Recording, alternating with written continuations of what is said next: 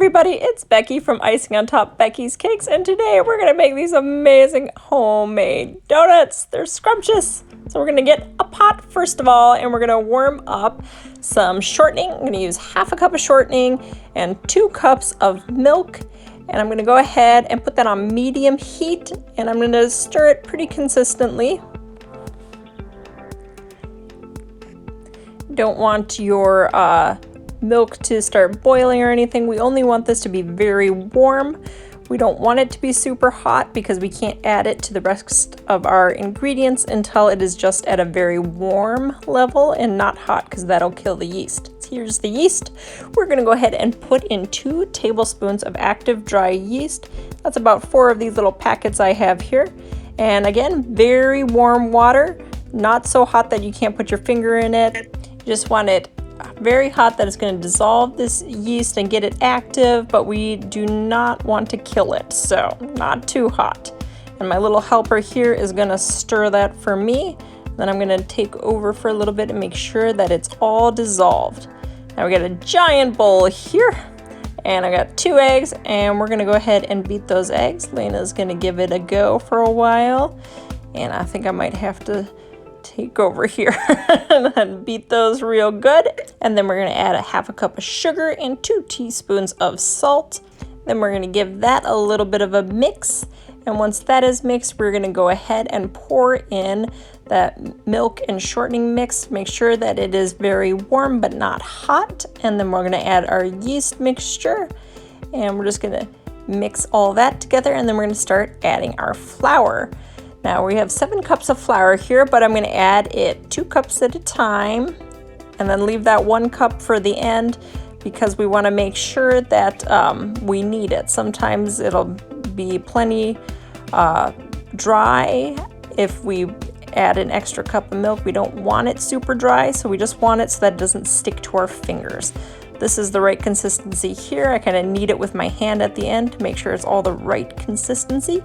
Pat that down, and then I'm going to cover this bowl with some tin foil, and I'm going to find a nice warm dry place for that to rise for an hour. So give it an hour for it to rise, and then once it has had an hour, you can tell it has gotten bigger. So we're going to take this out of that bowl, and we're going to put some flour on our countertop here and scatter that around, and that way it won't be sticking to our countertop, and we can roll this lovely dough out. I put some flour on my rolling pin as well so that doesn't stick to that either.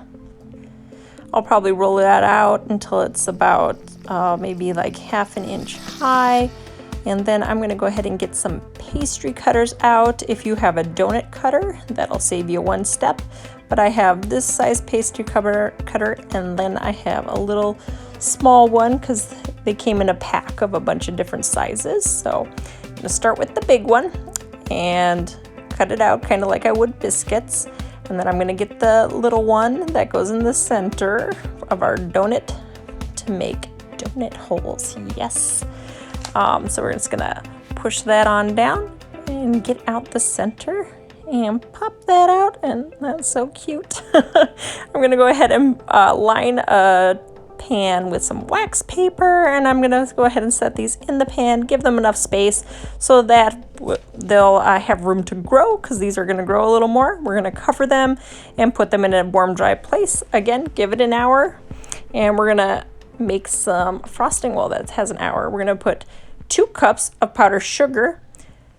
It's going to be 4 cups total in each of these bowls, but we start with the 2 cups, and I put ½ a cup of cocoa powder in here because this is going to be my chocolate one. The other one I'm making exactly the same way, only without the cocoa powder because I want some white frosting. Then ½ a teaspoon of salt, 1 teaspoon of vanilla, 1/4 of almond, and then ½ a cup of milk. And we're going to go ahead and get our whisk, and we're going to whisk that around for a while. And once that gets nice and smooth, we'll go ahead and add the other 2 cups of powdered sugar. Now, the chocolate one is going to be a little thicker than the vanilla one because the chocolate one has the cocoa powder in it, so you see it at this kind of consistency. If you want the vanilla to be more like a frosting than a heavy glaze, then omit some of the milk, and then it won't be so much like a glaze. Now our oil, we want it to be at 350 degrees. I have my burner on about medium, so it's going to be on a medium heat until it hits 350 degrees. Now our donuts look lovely and risen, and I'm just going to plop them all in here. And about the time I get them all in here, I need to start turning them. So this process goes pretty quick. So as soon as you get them all in here, start turning the ones that you started with. And then by the time you get to that process, they'll be about done. But you can check them, make sure they're a nice golden brown, and then put them all on your little wire racks. And look at that. Donuts! I'm so excited. They're so yummy. Well, let's get our frosting. I'm just going to dunk it right in here.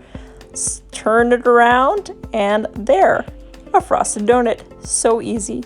Now make sure you sprinkle as you go, otherwise because of the frosting consistency, your sprinkles will fall right off if you don't sprinkle as you go. And then I'm going to do some white ones here. Now remember, these are more like a thick glaze, and if you want them thicker, just use less milk. But I like the glaze look because I also want to put all my donut holes in there as well. I like this diamond dust to add a little more shine to my fancy donuts. So we're going to do that.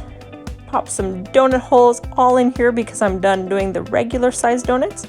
And very gently spoon it right over the top. Just from the bottom, turn them over without breaking them. Then we just put them all back on our wire rack, and then it'll let it all drip down until they're nice, lovely glazed donut holes. And look at this donut. They are just so yummy. This is what they should look like. Cheers. Here we go.